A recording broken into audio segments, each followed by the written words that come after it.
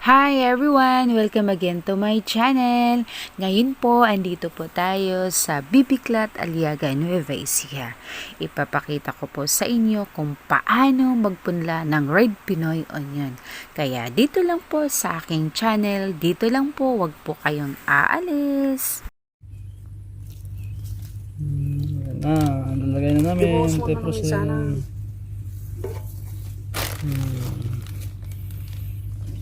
yeah.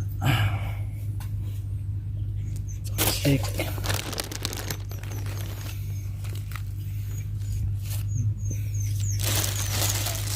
Palubuhin mo ng korte. Sabihin mo. Isipan, saka alog-alogin.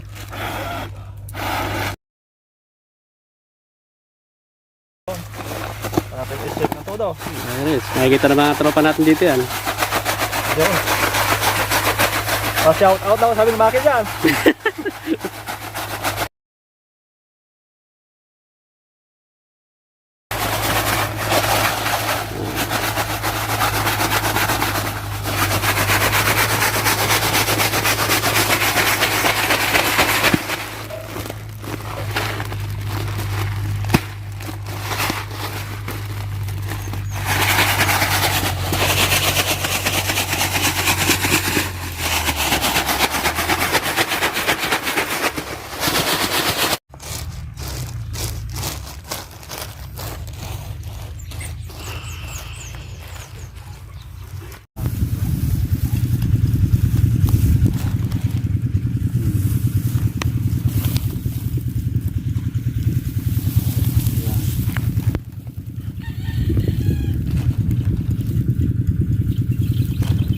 Nakita nila, no? Yun. Ganyan pala ka magtanim ng sibuyas. Ayan si Kuya, bilis sa maglagay. Galing. Dito po mga kagri, ang ginamit po nilang buto ay ang Red Pinoy. Sa 1 hectare po, 12 to 15 cans po ang ginamit po nila. Tapos po, kung makita nyo po, hinalo po nila yung buto, kinote po nila ng Teprosin. 20 ml po per 2 cans na buto ng sibuyas, 20 ml naman po ng Teprosin. Pero dito po sa kino-coat po nila, may sinama po silang dietane or detaine na fungicide para sa buto. Ayan, inaalog-alog po nila kasi dapat lamasin po yun para ma-mix po ang Teprosin saka yung buto ng sibuyas. So, ayan, may diskarte si Kuya. Nilagay na lang sa plastic saka ayan, inaalog-alog. After maalog na mabuti or mamimix na po yung Teprosin, yung buto, ayan, itong Teprosin, papahanginan po siya ng mga ilang minutes. Pag medyo tuyo na, ayan, pwede na nating ipunla. Dito na po tayo sa paglagay ng punla. So, sa isang lata na 400 grams, nakapaglagay sila ng 4 na tudling na may haba na 8 to 9 meters. So, ayan, yung ginagawa ni Kuya. Mga kaagri, ang diskarte ni Sir Ren Santiago dito sa Bibiclat, Nueva Ecija. After po magpunla niya, maglagay na po siya ng Puradan or kaya Pure Max para maiwasan or hindi lapitan ng mga insekto ang kanyang tanim na punla. Saka mag-spray na din po siya ng Brudan insecticide. Saka po 39 hanggang 45 days po after punla, ipapabunot na po nila. Tapos gagamit po sila ng Dragon Humus 10 days after transplanting. Gagamit sila ng 2 kutsara. Tapos po, tatanggalin po nila yung tinatawag na alip-ip sa 4 hanggang 8 araw. Ito po mga kaagri ang alip-ip na tinatawag nila or dayami. Ito po ang tinatawag na alip-ip or dayami.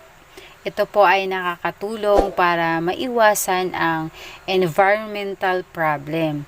Ito din po ay nakakatulong sa panangga ng init ng panahon, lamig ng panahon, stress ng panahon.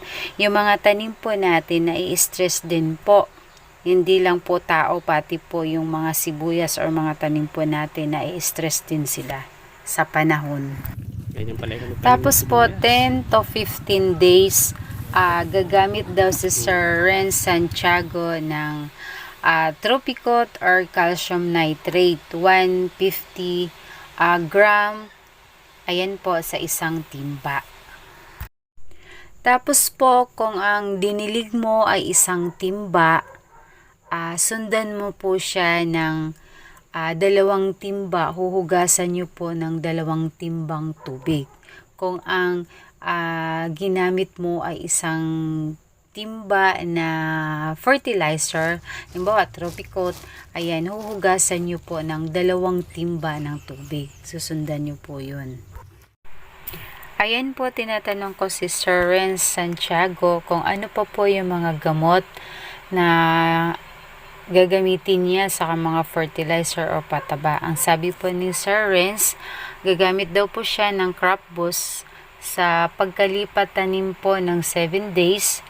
Mag-spray daw po siya. Tapos, 10 araw after lipat tanim, gagamit din daw po siya ng Unique 16 na 2 bag saka 1 bag na Tropicot. So, bihasa talaga si Sir Renz sa pagsisibuyas at alam naman po niya kung ano yung mga pataba na gagamitin niya.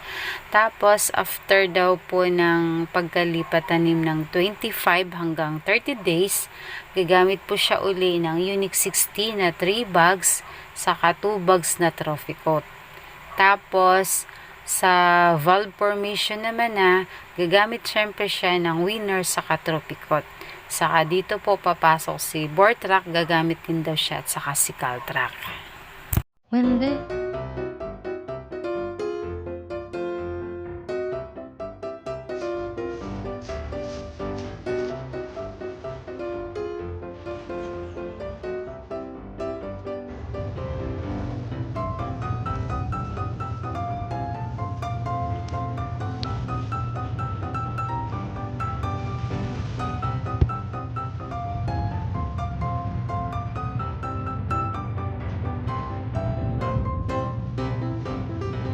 Tanim ng sibuyas.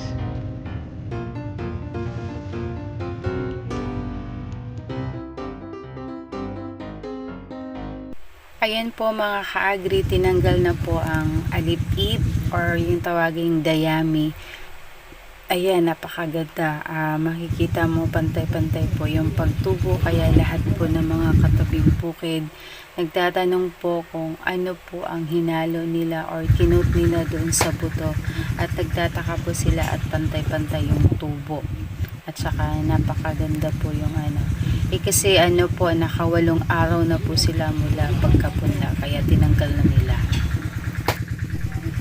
Mega love shout out po kay Sir Renz Santiago na taga Bibiclat, Aliaga, Nueva Ecija. Shout out sa iyo, JP. Ayan, shout out po sa lahat ng mga ka-agri po natin. Whitey Sisters, Kaapo, Team Numero Mangyan, Team Support International, Team Palanga. Ayan, maraming salamat po sa lahat ng suporta nyo. Whitey Friends, ayan, maraming salamat at ingat po tayo lagi. So paano mga ka-agri, hanggang dito na lang po ang inyong lingkod at kita-kita kits muli tayo. At maraming salamat po sa inyong lahat sa panonood. Bye everyone! Thank you for watching! Bye!